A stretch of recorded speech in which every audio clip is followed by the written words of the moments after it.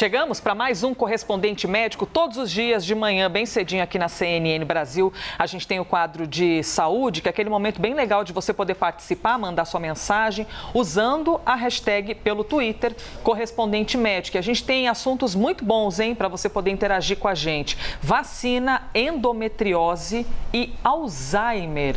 Olha só, 3 assuntos bem interessantes. Então, por favor, preste atenção aqui para você mandar suas perguntas, para eu compartilhar com o doutor Fernando Gomes. Tudo bem, doutor? Tudo ótimo, Elisa. Vamos trabalhar? Para já, queremos começar já rapidamente falando de aplicação da 4ª dose da vacina contra a Covid-19 em idosos com mais de 80 anos aqui no estado de São Paulo. Essa aplicação da dose extra começa na sexta-feira, amanhã, dia 18 de março. A campanha estadual tem início só na semana que vem, na próxima segunda-feira. Para receber a 4ª dose, a pessoa deve ter recebido a 3ª aplicação há pelo menos 4 meses. Essa é a regrinha. A estimativa do governo paulista é que cerca de 900 mil pessoas desse grupo estão aptas para receber mais uma dose. Doutor Fernando Gomes, mais uma dose. A gente fica na dúvida se chama de dose extra, se chama de 4ª dose, se chama dose de reforço, porque às vezes é complicado compreender, né? No futuro sempre vai existir uma próxima dose para que a gente possa fortalecer o sistema imunológico. Acho que a gente pode falar a 4ª dose ou dose de reforço no momento, mas precisamos entender que a longo prazo talvez ela venha a fazer parte do nosso calendário. Doutor Fernando, a gente tem então mais uma dose que já está chegando aí no estado de São Paulo, a capital com uma data, o estado de maneira geral com outra data, e esses idosos com mais de 80 anos aptos a receber. Aliás, temos aqui, ó, para ajudar você a compreender e visualizar ainda mais. Idosos com mais de 80 anos e a 3ª dose tomada há pelo menos 4 meses. Por qual motivo exatamente há pelo menos 4 meses? Por que é importante ter uma janela entre a última aplicação? Em termos de organização e conhecendo o sistema imunológico e a resposta que a gente tem em média em relação às vacinas, é um tempo razoável para que você possa oferecer um estímulo adicional para que o sistema imunológico ele venha a produzir mais anticorpos e a própria defesa celular seja treinada. Não tem um número mágico, Elisa. Na verdade, tem uma questão de bom senso, tem uma questão de necessidade. A gente sabe que, começando por essa... Houve um pequeno aumento nessa faixa etária? Houve. Então, assim, priorizando quem, na verdade, acaba sendo mais vulnerável, tem uma linha de pensamento. E por isso que, assim, 4 meses. Então, quem não tomou a 3ª dose não vai poder ter o reforço da 4ª. Exato. E quando a gente fala 4 meses, estamos falando aí a partir de novembro, aproximadamente. Doutor Fernando, aquele assunto de combinação de vacinas, a gente viu tantas vezes aqui, tantos estudos, né? Inicialmente era um estudo de, será que combinar Pfizer com a AstraZeneca seria bom? Será que combinar a Coronavac com a Pfizer seria bom? E a gente viu a medicina, a ciência evoluindo e indo cada vez mais atrás desse tipo de informação. Então, essa preocupação que as pessoas tinham de, não, pera lá, mas eu já tomei uma vacina e se eu chegar lá e só tiver outro imunizante? A ciência já evoluiu e foi mostrando que pode ser, inclusive, um benefício, né, para quem recebe. E além disso, Elisa, a gente percebe que a mudança biológica está acontecendo. Olha quantas variantes, como o cenário está diferente. Então, assim, não existe uma regra absoluta que uma combinação seja extremamente mais forte ou melhor do que outra. O que vale aqui, na verdade, é vamos ter um estilo de vida saudável e vamos utilizar a vacina como forma de você fortalecer o sistema imunológico. Por isso que no começo cabia esse tipo de pergunta. Mas assim, você não tinha tantas variantes, você não tinha um cenário clínico já conhecido e a própria evolução e quais eram os grupos de risco predeterminados. Agora a gente já sabe. Por isso que aquela coisa, ó, vacina boa, é vacina no braço, vamos imunizar, faz todo sentido. E realmente, talvez até um mecanismo diferente de cada vacina possa bater de uma forma diferente no sistema imunológico e fortalecer e proteger todo mundo. Eu estava aqui pensando, a CNN Brasil fez 2 anos esses dias, não é, doutor? Quantas vezes nós falamos a palavra vacina só neste quadro aqui, só no Correspondente Médico, falando sobre Covid-19. A quantidade de vezes que a gente trouxe, primeiro, a possibilidade das vacinas. Quais serão as vacinas? 1 dose? 2 doses? Ok, estão aplicadas. Qual é o público-alvo? Mas quando as crianças vão receber? Por que os idosos? Aí, combinação de vacina, aplicações extras. Que ritmo frenético para um período de menos de 2 anos, né? Até porque a primeira vacina no Brasil foi aplicada em 17 de janeiro do ano passado, se eu não estiver enganada.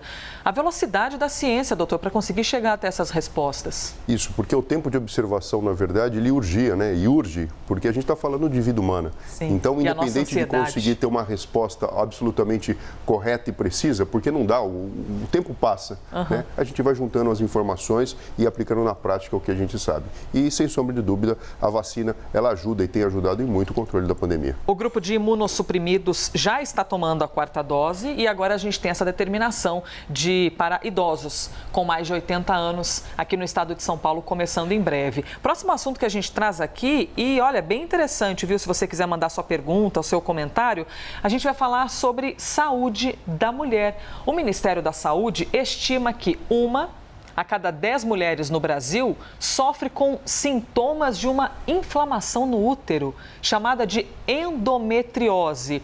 Sofre com os sintomas e não sabe, muitas vezes, da existência dessa inflamação.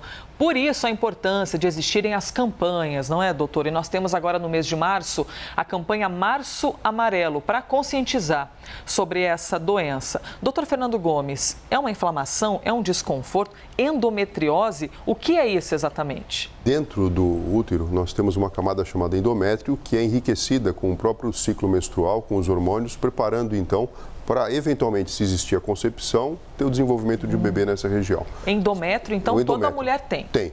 Esse endométrio, se ele não é utilizado, se não existe a fecundação, ele é eliminado na forma de menstruação. Mas essas células precisam existir dentro da cavidade uterina. É ali que ela tem que ficar, porque esse ciclo acontece eliminado naturalmente. Se células do endométrio ficam em lugares diferentes, como, por exemplo, aqui a gente está vendo exemplo de células do endométrio, na topografia, na região do ovário, ou então perto do intestino, ou então em outras regiões que não necessariamente dentro da própria cavidade uterina. Durante o ciclo menstrual, essas células elas vão responder aos hormônios e vão inflamar e de alguma forma estimular outros tecidos, provocando dor e desconforto. O diagnóstico, Elisa, é feito por um ginecologista. Por isso que é extremamente importante reconhecer o problema, reconhecer que dor excessiva não é normal, menstruação irregular ou alterada não é normal. Essas dores que muitas vezes pegam não simplesmente a pelve, mas também a região lombar, elas são cólicas que são, excessivas? enfim, horríveis. A própria infertilidade pode ter uma correlação com a própria endometriose e os sintomas são esses, né? Olha, uma cólica incapacitante. É normal ter um pouco de cólica? Sim, toda mulher sabe que sim. Mas quando a coisa fica incapacitante é, deixa de ir para a escola, deixa de ter uma vida normal de relação, deixa de ir para o trabalho por conta disso. Quando tem dor, a gente chama de dispareunia, dor durante o ato sexual, que deve ser uma coisa prazerosa, um momento de afeto. Quando existe sangramento, aqui a gente está falando não simplesmente da menstruação, mas sangramento, fora de época, coisas diferentes, e dificuldade, inclusive, para engravidar, e aqui vem o conceito, né, da infertilidade, lembrando que um conceitinho básico é um casal que está tentando por um ano e não consegue engravidar, alto lá, isso pode entrar dentro do diagnóstico de infertilidade e requer, então, uma investigação mais a fundo. Tudo isso pode ser sintoma da endometriose. Por isso que é tão importante a gente falar sobre isso, o Março Amarelo, e lembrar que a mulher precisa passar periodicamente por um ginecologista. É importante o senhor falar que as dores não são normais, né? Porque muitas vezes as mulheres normalizam as dores e às vezes nem falam para o parceiro que estão com algum desconforto, com alguma dor, como se a dor fosse algo que pudesse ser normalizado. Mas aí, doutor Fernando Gomes fazendo esse alerta do exame, da procura por um médico, uma médica e contar que dores são essas. Somente por esse relato de incômodos ou de dor, um médico já pode desconfiar, opa, para lá, tem uma dor esquisita aí, pode ser endometriose? Pode, e também através do próprio exame ginecológico, exames subsidiários. Então, assim, é super importante a gente levar em consideração que a vida ela deve ser uma coisa tranquila, uma coisa estável. Que dores não são normais, né? Exato. E, afim, você tem que procurar uma ajuda, uma assistência. É lógico que as pessoas respondem de forma diferente, Elisa, a incômodos, a desconforto. Tem pessoa que é mais sensível à dor, outras nem tanto. Mas fato é, passado o momento da menstruação ou daquelas cólicas que são um pouquinho normais relacionadas com o próprio evento, a gente precisa ficar atento a isso e procurar uma assistência individualizada. Doutor, quando a gente fala de endometriose, a gente fala de um público-alvo específico? Se a mulher tem entre 35 e 40 anos, essas dores podem evoluir. Ou não, ainda na juventude, começou com o ciclo menstrual, pode ter essa endometriose. Ou toda a idade, a mulher tem de ficar atenta com a possibilidade de desenvolver... É isso? A gente desenvolve endometriose? Via de regra, a partir do momento que existe a menarca e que a gente fala da primeira menstruação, a mulher entra numa situação de risco para eventualmente ter essa manifestação clínica. Se tiver, por exemplo, uma condição genética, muitas vezes não se sabe a causa do porquê isso acontece. Existem hipóteses, por exemplo, um caminho retrógrado da própria descolamento do endométrio com eliminação de células para dentro da tuba e para dentro, então, de um contato mais próximo com a cavidade abdominal, até com o próprio ovário. Existem outras teorias também, mas, enfim, a partir desse momento. E a gente sabe que tem uma correlação direta com os próprios hormônios, tanto é que quando vai chegando perto da menopausa, a tendência clínica é que isso venha a melhorar e abrandar. E algumas mulheres passam por cirurgia. Se for o seu caso, boa sorte, que fique tudo bem, né? Para que deixe de ter dor e que melhore vários aspectos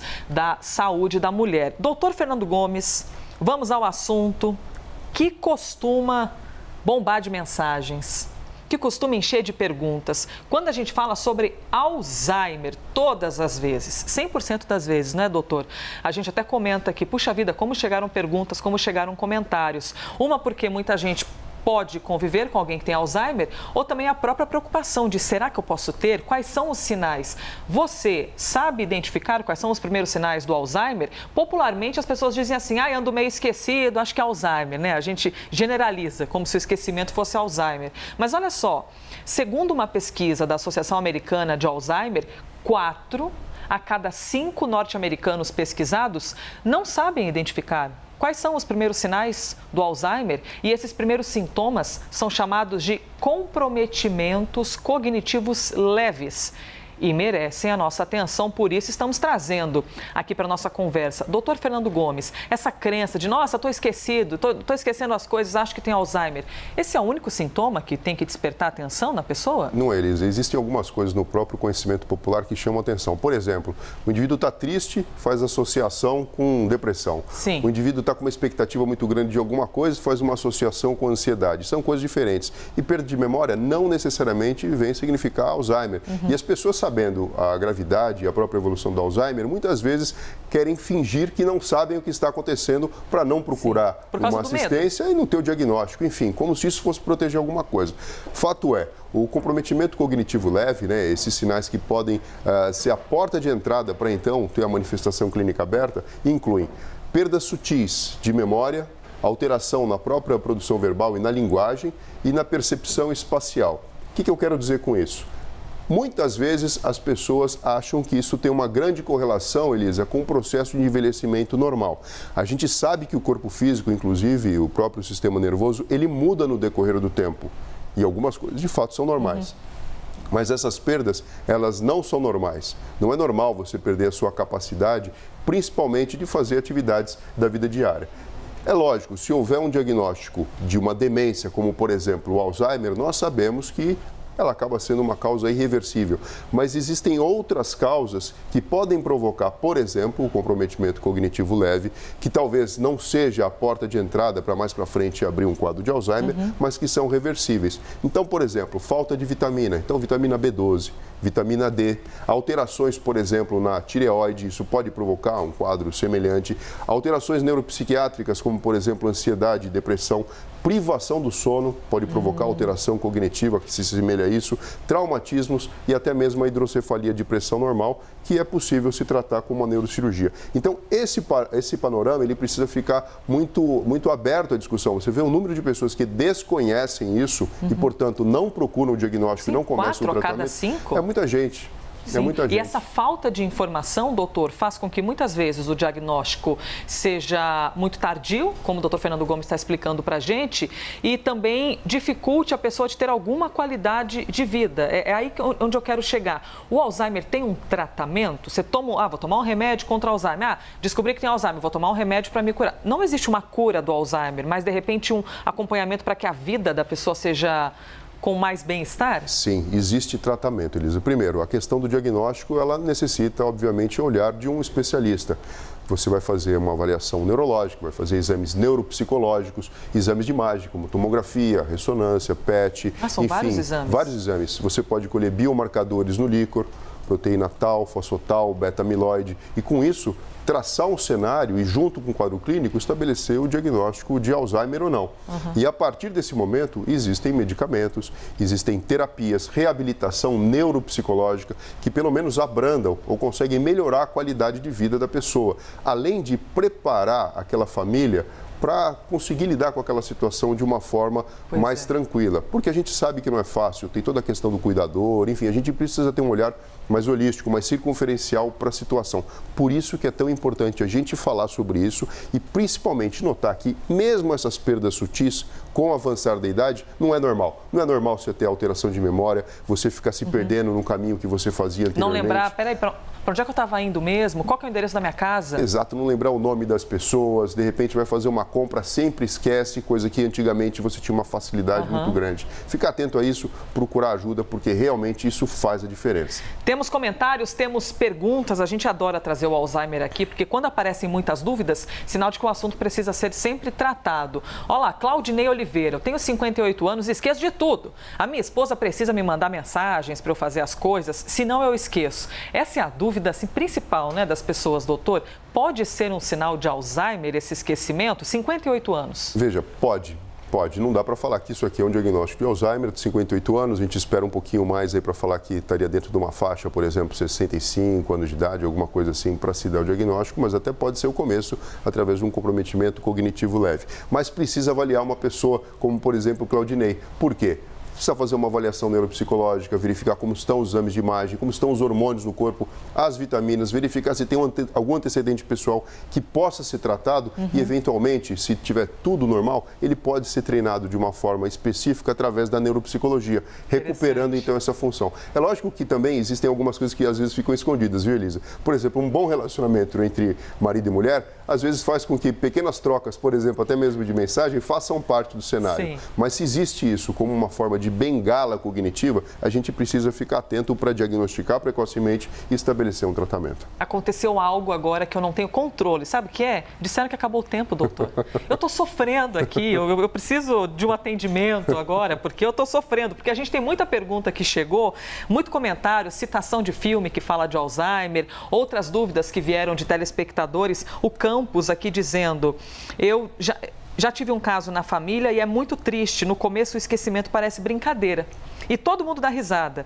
Até o momento em que a coisa vai ficando séria e triste e é como se você visse o seu familiar querido indo embora. Mas esse familiar ainda está vivo. A gente tem essa questão psicológica da família que é bem interessante da gente voltar. Então, eu quero deixar o espaço aberto aqui, #correspondente médico.